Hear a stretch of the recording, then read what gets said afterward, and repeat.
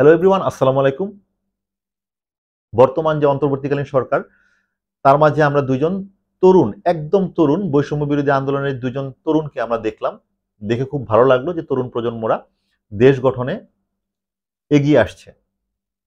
কিন্তু ভয় লাগে। কারণ আমরা হচ্ছে মুখ পোড়া গরু, তো আগুন দেখলেই ভয় লাগে। এই যে বৈষম্য বিরোধী আন্দোলনের যে মধ্য দিয়ে অভ্যুত্থান হলো এবং নতুন যে তরুণরা এই অন্তর্বর্তীকালীন সরকারে আসলো, এটা কিন্তু ইন্ডিকেট করে যে ভবিষ্যতে তরুণরা বিভিন্ন রকম রাজনৈতিক দলে ঢুকবে। এবং এই যে বৈষম্য বিরোধী আন্দোলনের বিভিন্ন ছাত্রছাত্রী রয়েছে, তারা কিন্তু ডেফিনেটলি হয়তো বা একটা দল গঠন করবে। তারা চাবে দেশ গঠনে পার্টিসিপেট করতে। নির্বাচনের মধ্য দিয়ে যে দেশ গঠিত হবে, নির্বাচনের মধ্য দিয়ে যে সরকার গঠিত হবে, সেখানে তারা অংশগ্রহণ করতে চাবে। এবং এটা অবশ্যই বাংলাদেশের জন্য ভালো। এখন এটা যদি বিএনপি বুঝতে পারে, এটা যদি জামাত বুঝতে পারে, এটা যদি আওয়ামী লীগ বুঝতে পারে, তাহলে তারাও ডেফিনেটলি রিফর্ম করবে, নতুন তরুণ প্রজন্মদেরকে তাদের দলে নেওয়ার চেষ্টা করবে বা নতুন তরুণদেরকে জায়গা দিবে। কিন্তু ভয় লাগে যে এই যে ছাত্র আন্দোলনের মধ্য দিয়ে যে পাওয়া ছাত্র জনতার যে স্বাধীনতা, সেই স্বাধীনতার স্পিরিট, যে ছাত্র আন্দোলনের স্পিরিট, সেটা যাতে ছাত্রদের মাঝেই থাকে। সেটা যাতে এই যে ব্যক্তি, যার যে ফেজগুলো রয়েছে, তাদের সাথে ক্ষমতার শীর্ষে উঠে না যায়। ইতিহাস প্রচুর রয়েছে যে ক্ষমতায় যাওয়ার পরে মানুষ পাল্টে গিয়েছে, বিকজ ক্ষমতার একটা উত্তাপ রয়েছে। সেই উত্তাপ লোহার মতো শক্তিশালী, মানুষকে গলিয়ে তার নিজস্ব শেপে তৈরি করে নেয়। খুব বেশি দূরে যাওয়া লাগবে না, বাংলাদেশেই মুজিব যে ছিল, আমাদের বঙ্গবন্ধু শেখ মুজিবুর রহমান, সেও কিন্তু দেশ স্বাধীন করার ক্ষেত্রে তার অভূতপূর্ব এবং বড় অবদান ছিল, সেটা কেউ অস্বীকার করে না। কিন্তু দেশ স্বাধীন হওয়ার পরে তার কিন্তু ক্ষমতা গ্রিপে নেওয়ার একটা আপ্রাণ চেষ্টা চলে এসেছিল। ভারতে এখন সকলেই চিনে কেজরিওয়াল যে, এই কেজরিওয়াল কিন্তু মেহনতি মানুষের কথা বলে, সিম্পল লিভিং এর কথা বলে, সাধারণ জীবনযাপন এবং সাধারণ মানুষের অধিকার নিয়ে কথা বলে ক্ষমতায় আসে। আসার পরে 10-15 বছর পরে এখন যদি বর্তমানে তার দিকে তাকাই, আমরা কি দেখি?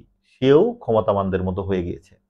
সেও তার বিভিন্ন রকম প্রতিশ্রুতি যেগুলো দিয়েছিল, সেগুলো অনেকটাই পরিবর্তন করে ফেলেছে, মুছে ফেলেছে।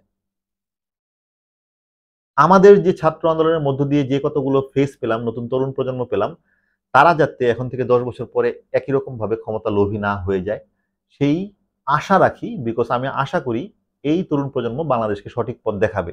কিন্তু তারপরেও এই ভয়ের কথা বলার দরকার রয়েছে, কারণ এদেরকেও সতর্ক হতে হবে, এদের উপরে নজর রাখতে হবে সকলেরই।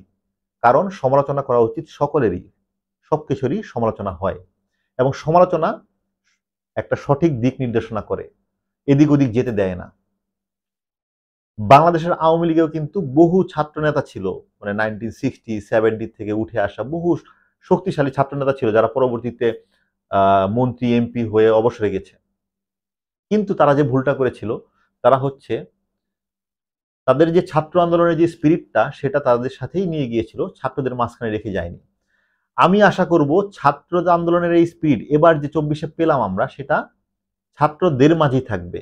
সেটা স্কুল কলেজ ভার্সিটির গণ্ডি পেরিয়ে যাবে না। যারা ছাত্র জীবন শেষ করে পলিটিক্সে জয়েন করবে বা চাকরিতে জয়েন করবে, তারা এই স্পিরিটটাকে ছাত্রদের মাঝে রেখে যাবে।